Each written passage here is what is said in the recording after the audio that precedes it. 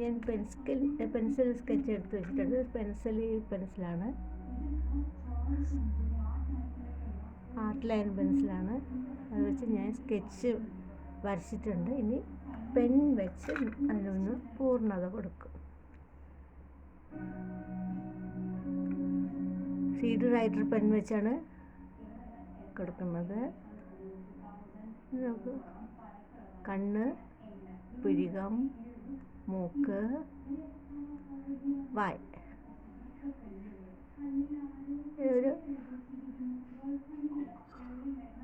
ഒരു നാറാണത്ത് ഭ്രാന്തനെന്നോ നമ്മുടെ മലയാളത്തിൻ്റെ ഒരു മിത്തിലുള്ള ഒരു ക്യാരക്ടറാണ് നാറാണത്ത് ഭ്രാന്തൻ എന്നുള്ളത്. നാറാണത്ത് ഭ്രാന്തൻ എന്ന് പറഞ്ഞാൽ പഴശ്ശിപ്പറ്റ പന്തീര് കുലത്തിലെ ഒരു മെമ്പറായിരുന്നു നാറാണത്ത് ഭ്രാന്തൻ. ഇങ്ങനെ മുടിയൊക്കെ പറത്തി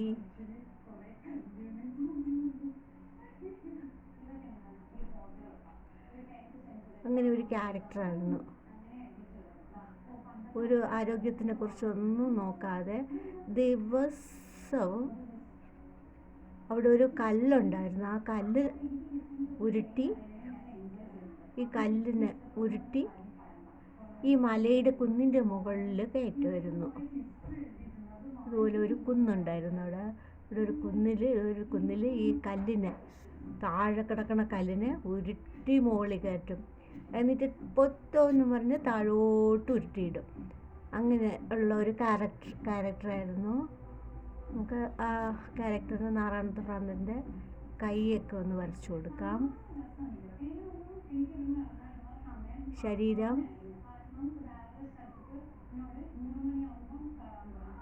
ഇങ്ങനെ ശോഷിച്ച ശരീരമായിരുന്നു.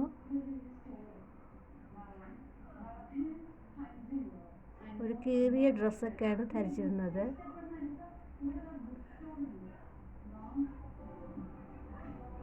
കീറിയ ഒരു മുണ്ട് ധരിച്ചിട്ടുണ്ട്. ഒരു തോർത്ത് എന്തെങ്കിലും ആയിരിക്കും ധരിച്ചിട്ടുണ്ടാവുക. അതേപോലെ തന്നെ കാലിൽ ഒരു മന്ത് രോഗം ഉണ്ടായിരുന്നു. അങ്ങനെ ആരും ശ്രദ്ധിക്കാനില്ലാതെ കാലിൽ മന്ത് രോഗവും ബാധിച്ചിട്ടുള്ള ആളായിരുന്നു. എന്നിട്ട് ദിവസവും ഈ കുന്നിൻ്റെ മുകളിൽ ദിവസവും ഈ കല്ലിനെ ഉരുട്ടി കയറ്റുമായിരുന്നു. ഈ കല്ലിനെ ഉരുട്ടി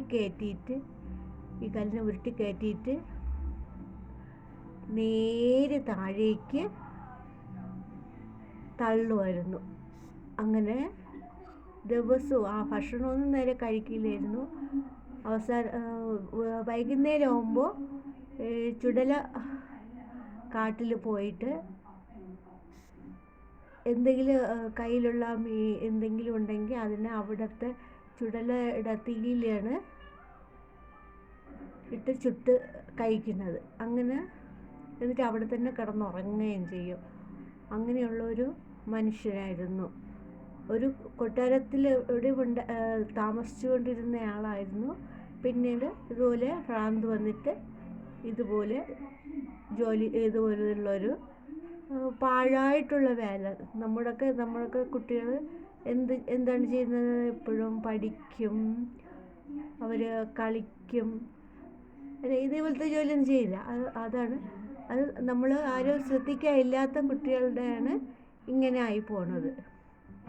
അവസാനം ഈ കല്ലിനെ ഉരുട്ടി പൊളിപ്പോൾ അങ്ങനെ ദിവസം ഈ രാത്രി ആകുമ്പോഴത്തേക്ക് ചുടലക്കാട്ടിൽ പോകും. അപ്പോൾ ഒരു ദിവസം ചുടല ഭദ്രകാളി അവിടെയൊക്കെ ചുടലക്കാടൊക്കെ ഉണ്ടായിരുന്നു. ചുടലക്കാടെന്ന് പറഞ്ഞാൽ ആളുകളെ മരിക്കുമ്പോൾ ദഹിപ്പിക്കുന്ന സ്ഥലങ്ങൾ. അപ്പോൾ അവിടെ ചുടല ഭദ്രകാളിയൊക്കെ വരുമായിരുന്നു. അവിടെ ചുടല ഭദ്രകാളി അപ്പോഴത്തേക്ക് നാറാണത്ത് ഭ്രാന്തനോട് ചോദിച്ചു,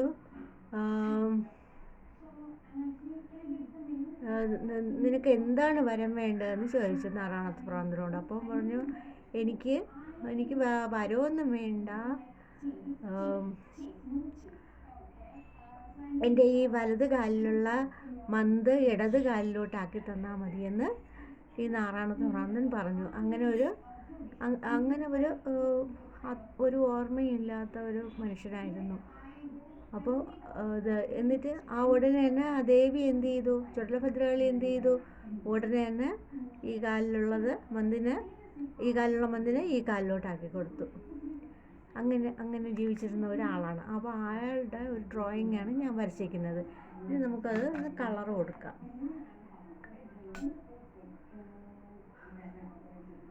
നമ്മൾ വെറുതെ ഇരിക്കാതെ എന്തെങ്കിലും ജോലി ചെയ്യാൻ വേണ്ടിയാണ് പറയുന്നത്. അല്ലാതെ ഇതുപോലെ പാഴ് വേലയൊന്നും ചെയ്യരുത്. ഒരു കല്ല് നമ്മൾ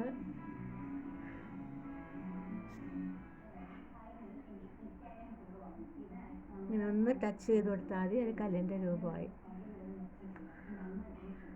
അടുത്ത് നമുക്കിപ്പോൾ ഒരു കുന്ന് വരയ്ക്കുകയാണ്. കുന്ന് ചിലപ്പോൾ ഗ്രീൻ കൊണ്ടായിരിക്കാം, ഗ്രീൻ ചെടികളൊക്കെ ഉണ്ടായിരിക്കാം.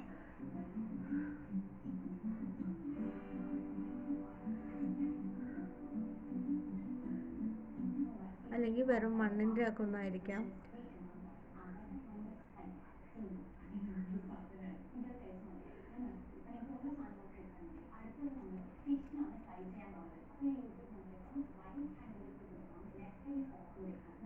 ഇതേപോലെ നമ്മൾ ഈ കുന്നിൽ കളർ കൊടുത്തു. അടുത്തതായി ആ മുടിയിൽ നമുക്കൊന്ന് കളർ കൊടുക്കാം. മുടി ചെമ്പിച്ച് ഒക്കെ ഇരിക്കുന്ന മുടിയാണ്.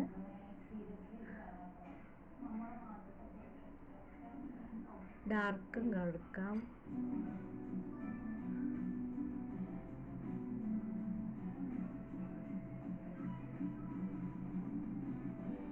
ചെറുതായിട്ട് വാട്ടർ കളർ എന്ന് പറഞ്ഞാൽ നമ്മൾ ചെറുതായിട്ടൊരു കളർ കൊടുത്താൽ മതി. അത് എളുപ്പം അത് വ്യാപിക്കും. അതുപോലെ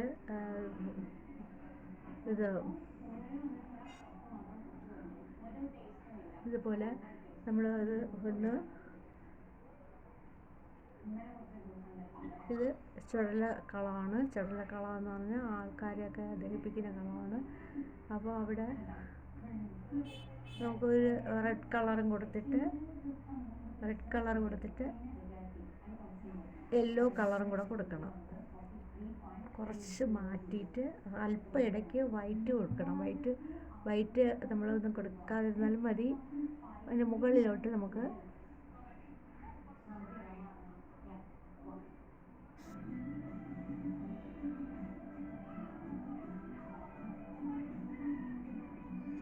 ഈ കറുത്ത പുകയും കാണും.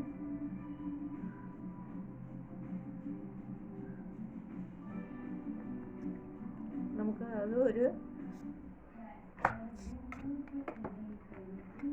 റെഡ് കളറൂടെ അവിടെ കൊടുക്കണം.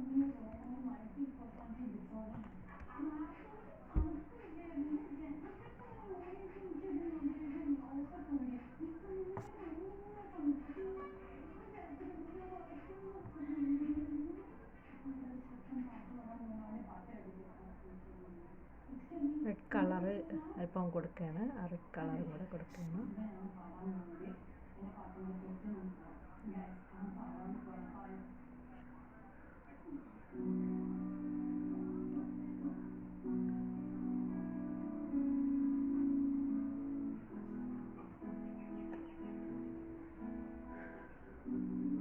നമുക്ക് പുള്ളിക്കാരൻ്റെ മേലിൽ അല്പം കളർ കൊടുക്കാം.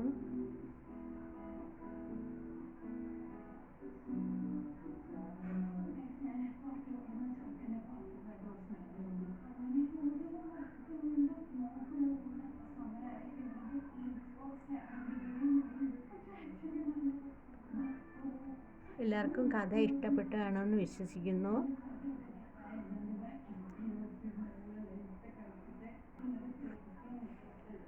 ആകാശം കൂടെ ഒന്ന് കളറടിച്ചു കൊടുക്കാം.